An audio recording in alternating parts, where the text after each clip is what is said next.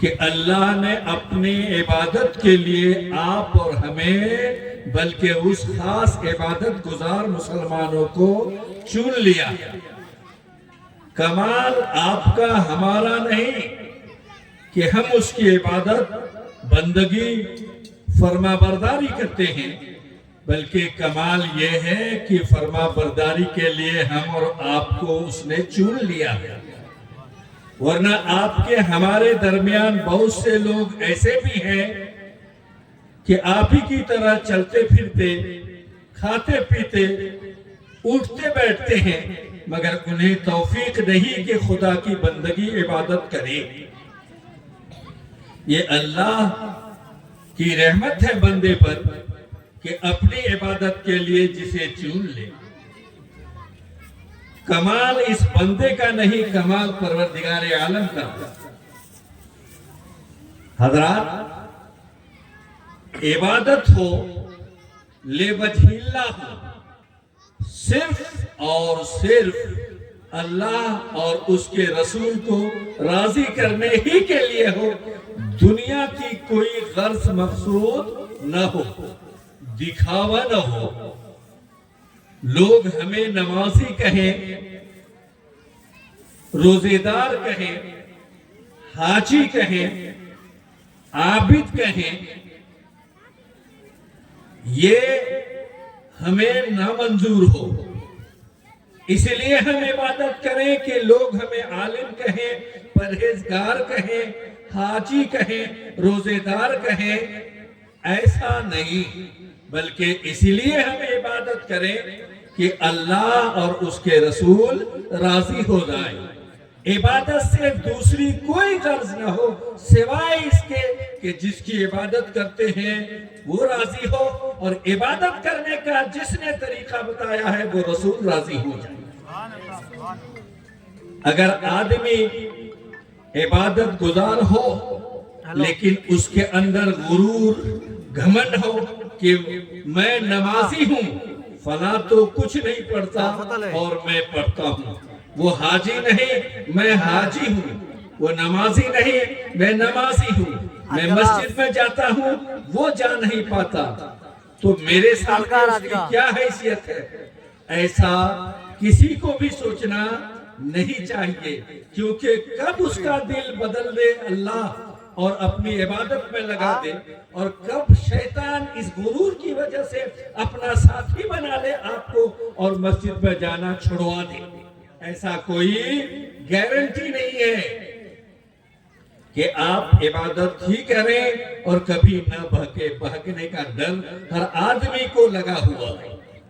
حضرات، میں یہ کہنا چاہتا ہوں کہ آدمی خدا کی عبادت کرے، نماز پڑھے، روزہ رکھے، حج کرے، زکوٰۃ دے، خیر و خیرات کرے، ہر نیک کام کرے، بھلائی کرے، مگر اس سے اپنی خود کوئی غرض غلط نہ ہو۔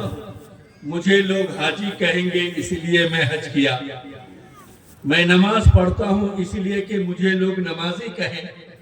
اگر آپ کو غرور ہے تو شیطان کو بھی ایسے ہی غرور تھا، اور اس کی عبادت اس کے منہ پہ مار دی گئی، اور ہمیشہ کے لیے لعنت کا طوق اس کے گلے میں پہنا کر، لعین بنا کر، ابلیس بنا کر بھیج دیا گیا ہے۔ حضرات، اس کو آپ ایک الگ سی دنیا میں آ کے سمجھے تو بات آپ کو سمجھ میں آئے گی۔ اگلی امتوں میں ایک بندے خدا تھا، پرہیزگار، عبادت شیعہ، سمندر کے بیچ میں پہاڑی تھی بہت اونچی، اس اونچائی میں وہ خدا کی عبادت میں مشغول رہا کرتا تھا۔ کہاں؟ سمندر، اس کے بیچ میں پتھر، بہت اونچا پہاڑ، اس میں اللہ کی وہ بندگی کرتا تھا، عبادت کرتا تھا۔ پروردگار عالم نے اس کے لیے وہاں ایک انار کا درخت اگایا، انار کا درخت اگایا بے دانہ کا، اور میٹھا پانی کا چشمہ وہاں پیدا فرما دیا، جاری کیا۔ وہ آدمی سمندر کے بیچ میں ایک پہاڑی تھی بہت اونچی، اونچائی میں وہ آدمی اللہ کی بندگی میں، عبادت میں مشغول رہا کرتا تھا، دوسرا کوئی کام اس کو نہیں تھا، وہاں پہنچانے والا اللہ، اور اس کے کھانے پینے کا انتظام اللہ نے اپنے کرم سے فرمایا کہ اس پہاڑی پر اللہ نے اس بندے خاص کے لیے ایک انار کا پودا اگایا، انار کا درخت اگایا، اور میٹھے پانی کا چشمہ، نہر وہاں جاری فرما دیا۔ وہ شخص اس میٹھے چشمے کا پانی پیتا تھا اور بھوک لگنے پر انار کھا لیتا تھا، اور صرف اللہ کی عبادت میں مشغول ہو جایا کرتا تھا۔ بھوک لگتی تھی انار کھا لیتا تھا، پیاس لگتی تھی وہ پانی پی لیتا تھا، عبادت کرنی ہوتی تو وضو کر لیتا تھا، ضرورت پر نہا لیتا تھا۔ یوں ہی اس نے 400 سال وہاں گزارے۔ کتنے سال؟ 400 سال۔ بات یاد رکھیے گا کہ آدمی عبادت کرے، اس میں نازا نہ ہو، فخر نہ کرے، گھمنڈ نہ کرے، بلکہ اللہ کا شکر ادا کرے کہ اللہ نے اپنی خاص عبادت کے لیے مجھے چن لیا ہے، یہ اللہ کا کرم ہے، اس کی مہربانی ہے کہ اپنی عبادت کے لیے مجھے چن لیا، میرا کوئی اس میں کمال نہیں۔ اس نقطے کو یاد رکھیے، اس شخص کی بات سنیے۔ کب کی بات تھی؟ اگلی امتوں میں یہ بندے خدا تھا، اس امت میں نہیں، اگلی امتوں کا یہ بندے خدا تھا۔ 400 سال مسلسل وہ عبادت میں رہا۔ کتنے سال؟ 400 سال تک۔ کیا کام؟ کوئی دوسرا کام نہیں، وضو کرنا، نہانا اور عبادت کرنا اللہ۔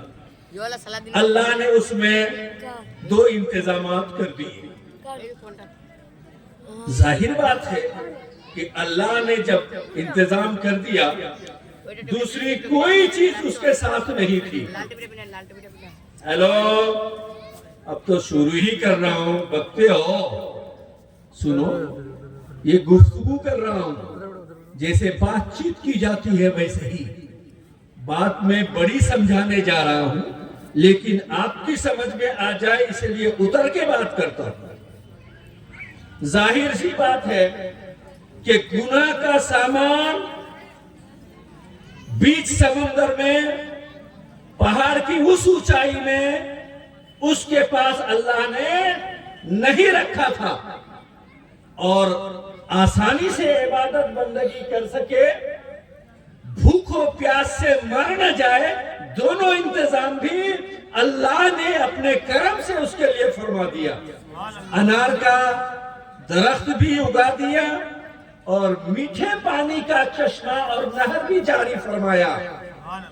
کوئی دوسرے آدمی نے ایسا نہیں کیا، جس کی بندگی کر رہا تھا اس نے ہی اس بندے پر رحم فرما کے یہ دونوں انتظامات کر دیے۔ اس کے پاس کوئی دوسری چیز تھی نہیں۔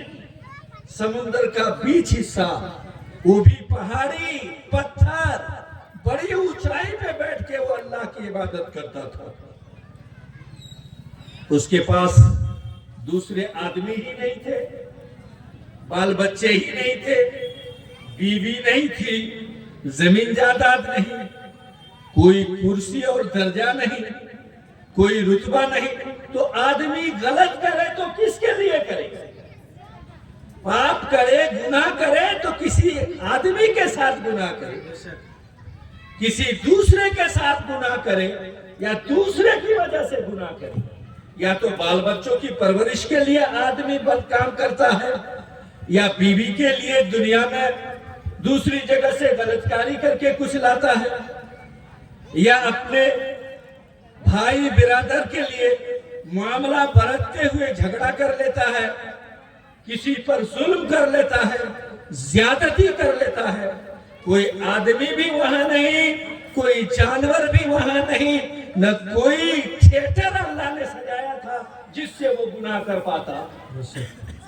گناہ کا سامان اللہ نے وہاں رکھا ہی نہیں تھا۔ ظاہر بات ہے کہ عبادت کے سوا کوئی ڈیوٹی ہی اس کو نہیں تھی، نہ بال بچوں کی ڈیوٹی تھی، نہ سماج کو سدھارنے کی ڈیوٹی تھی، نہ اور کسی دوسرے کی کوئی ضرورت تھی اس کو۔ تو جس سے وہ گناہ کا کام کرتا یا جس کی وجہ سے اس کو گناہ کرنا پڑتا، ایسا کوئی بھی وہاں موجود نہیں تھا، اور موجود نہ کرنے والا کون؟ اللہ۔ اور اس کو وہاں لے جا کر کے تنہا چھوڑنے والا، گناہ کا سامان وہاں نہ رکھنے والا کون؟ اللہ تبارک و تعالی۔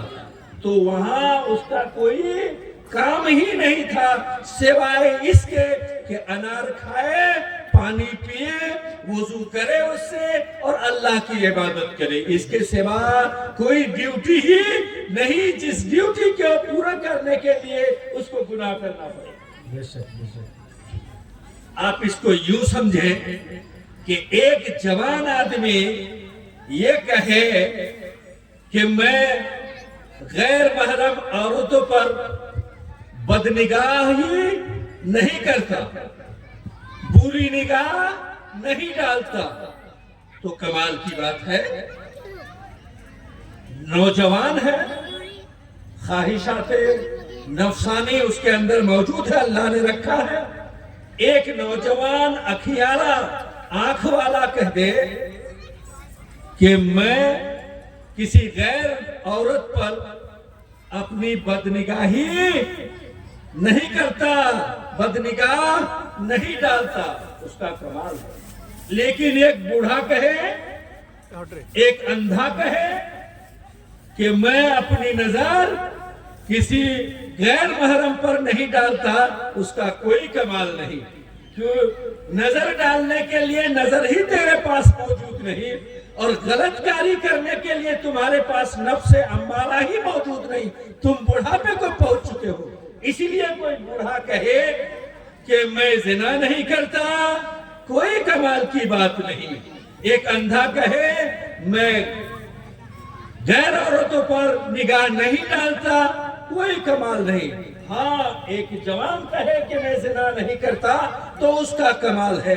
ایک آنکھ والا کہے، آنکھ رہتے ہوئے کہے کہ میں عورتوں پر بدنگاہی نہیں کرتا تو اس کا کمال ہے۔ یہ فرمولا بھی سمجھ لیا آپ نے۔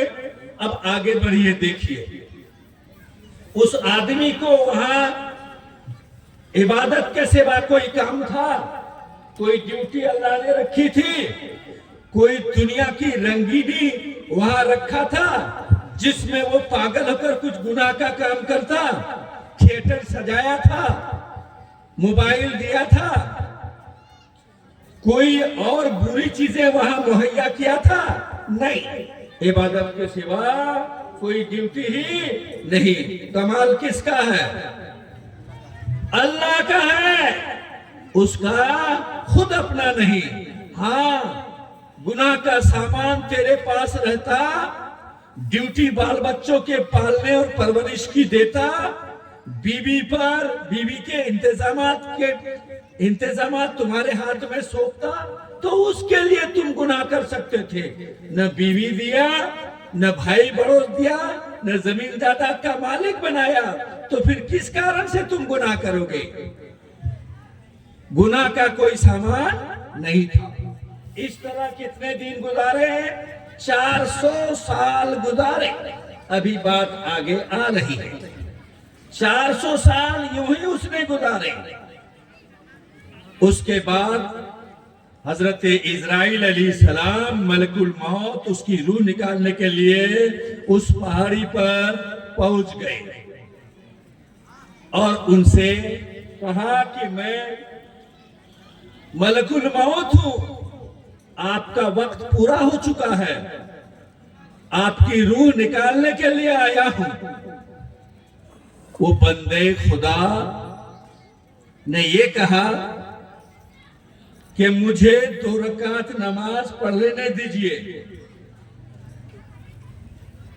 پہلی رکعت میں پڑھ لوں، دوسری رکعت میں سجدہ کروں، سجدے میں رہوں، اسی وقت میری روح قبض کر لے۔ تو ملک الموت نے کہا کہ اتنی چھوٹ کی اجازت میں لے کے آیا ہوں تمہارے، اتنی اجازت لے کے آیا ہوں۔ اس شخص نے وضو کیا،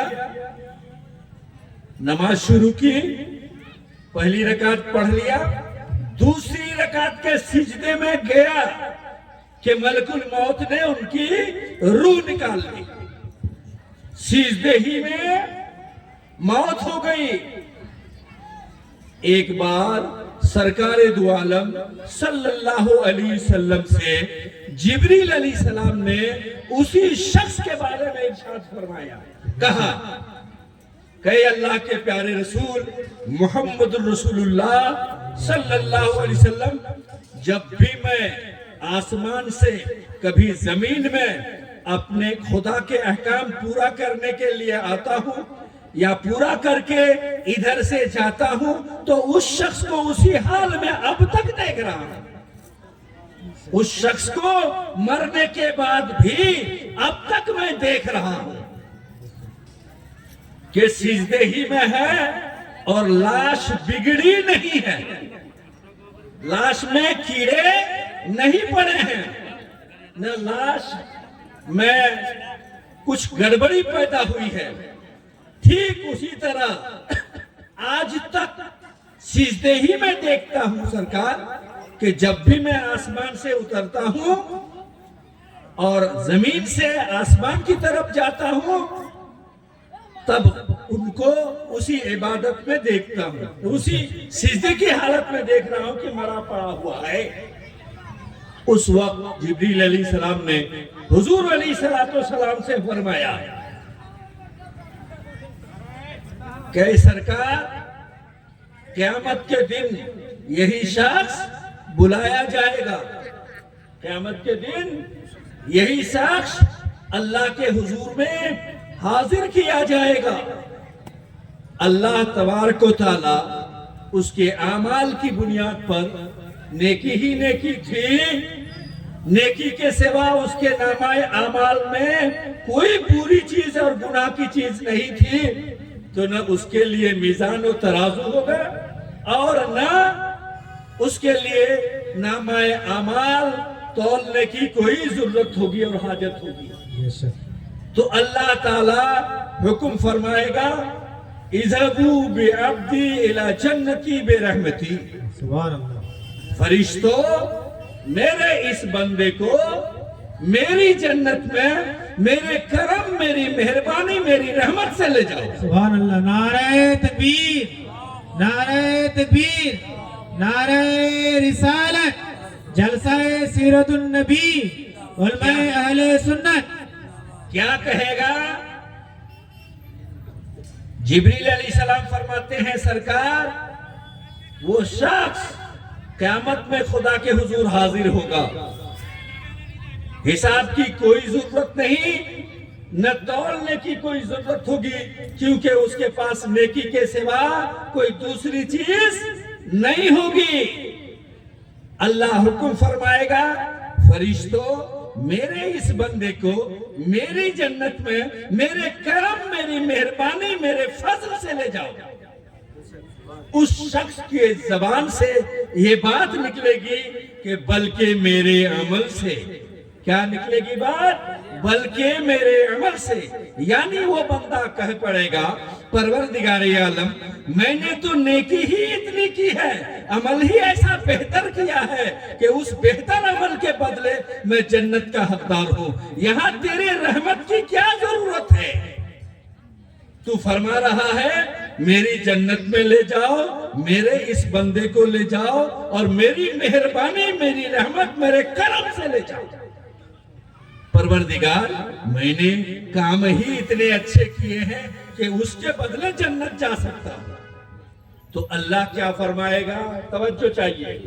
اللہ فرمائے گا فرشتوں سے اذهبوا بعبدی الی ناری بعدلی.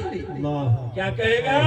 فرشتوں میرے اس بندے کو میری جہنم میں میری عدالت اور انصاف سے لے جاؤ. میرے انصاف سے اسے جہنم کی طرف لے جاؤ. اب جب جہنم کی بات سنے گا ڈر جائے گا، خوف سے لرزہ پر اندام ہوگا، کانپنے لگے گا، فوراً یہ عرض کرے گا بارگاہ الہی میں، الہی اپنے کرم سے صحیح جہنم میں نہ ڈال، مجھے جنت میں ڈال دے. اپنے کرم اپنی مہربانی سے صحیح جنت میں مجھے ڈال دے. اللہ کا پھر وہی حکم ہوگا فرشتوں میرے اس بندے کو میری جنت میں میری رحمت سے ڈال دو، میری مہربانی سے اسے جنت میں ڈالو. جنت میں لے جایا جائے گا، جنت کا حکم ہوگا، مگر اسے سمجھائے گا اللہ. جب وہ کہے گا کہ میں اپنی نیکی کے بدلے جا سکتا ہوں، میں اپنے نیکی کے بدلے جا سکتا ہوں، تو اللہ تعالی فرشتوں سے کہے گا فرشتوں اس کے 400 سال کی نیکیاں ایک پلے میں ترازو کے رکھو، اور میں نے جو 400 سال تک اس کو عبادت کا بندگی کا موقع دیا تھا اور زندہ رکھا تھا اور سجدے میں موت میں نے دلوائی، تو ان نعمتوں میں سے ایک نعمت کو دوسرے پلے میں رکھو. میں نے آنکھ دی تھی، میں نے کان دیا تھا، میں نے زبان دی تھی، میں نے پیر دیا تھا، میں نے ہاتھ دیا تھا، سوچنے کا دماغ دیا تھا، سر دیا تھا، جس سے وہ اپنی سمجھداری کا ہر کام انجام دیتا تھا. ان میں سے صرف آنکھ جو میری نعمت ہے اس کو دوسرے پلے میں رکھو. فرشتے خدا کے حکم سے اس کی ایک آنکھ کو ایک پلے میں رکھے گا، آنکھ کو ایک پلے میں رکھے گا، اور 400 سال کی عبادت جس میں گناہ نام کی کوئی چیز نہیں تھی دوسرے پلے میں رکھے گا. تو اللہ کی ایک نعمت جو آنکھ تھی خدا کی دی ہوئی وہ بھاری ہو جائے گا، وہ ہلکا ہو جائے گا. یہ پلہ بھاری ہوگا، اللہ کی رحمت وہ بھی ایک رحمت کا پلہ بھاری ہو جائے گا، ایک ہی نعمت کا پلہ بھاری ہو جائے گا، اور 400 سال کی عبادت ہلکی پڑ جائے گی. اللہ حکم کرے گا اے میرے فرشتوں میری عدالت سے انصاف سے اس کو میری جہنم میں ڈال دو. اب جب حکم ہوگا تو ڈر جائے گا، حکم ہوگا تو ڈر جائے گا، عرض کرے گا الہی تیری رحمت سے صحیح جنت میں ڈال دے. اللہ کا حکم ہوگا جنت میں ڈال دیا جائے گا. کیا سمجھے آپ کہ اگر وہ بندگی کرواتا ہے تو بندگی کروانے والے کا کمال ہے، وہ بندگی کرنے کا کمال بندگی کرنے والے کا کمال نہیں ہے. کچھ لوگ نماز پر ناز کرتے ہیں، حج پر ناز کرتے ہیں. ہم لوگ 40 دن نکل کے نماز ہی پڑھتے ہیں، نماز ہی پڑھتے ہیں. صرف نماز پڑھتے ہو ایسا نہیں، نماز کا چرچا بھی کرتے ہو دوسروں کے پاس. نماز پڑھتے ہو ایسا نہیں، چرچا کرتے ہو، اس پر غرور کرتے ہو، اس پر گھمنڈ کرتے ہو، سوچتے ہو کہ یہ میرا ہی کمال ہے. میرے